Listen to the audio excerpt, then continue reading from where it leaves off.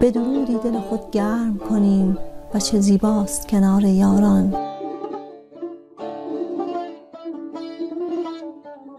روی تو کس ندید و هزارت رقیب هست، در غنچه‌ای هنوز و صدت عندلیب هست. گر آمدم به کوی تو چندان غریب نیست، چون من در آن دیار هزاران غریب هست.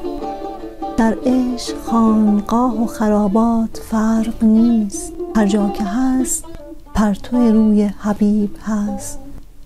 آنجا که کار صومعه را جلوه می دهند، ناقوس دیر راهب و نام صلیب هست.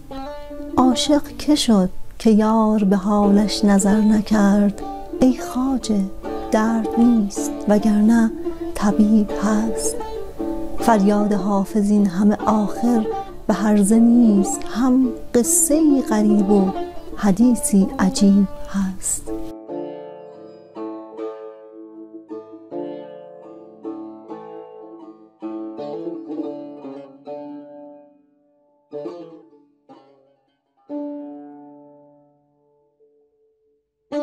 زین گونه ام که در غم غربت شکیب نیست، گر سر کنم شکایت هجران غریب نیست.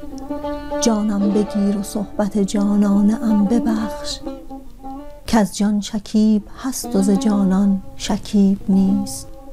گم گشته دیار محبت کجا رود؟ نام حبیب هست و نشان حبیب نیست. عاشق منم که یار به حالم نظر نکرد، ای خواجه درد هست و لیکن طبیب نیست. در کار عشق او که جهانیش مدعی است، این شکر چون کنیم که ما را رقیب نیست.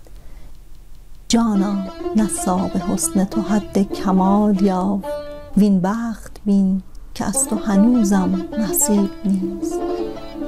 گلبانگ سایه گوش کن ای سرو خوشخرام، کاین سوز دل به ناله هر عندلیب نیست.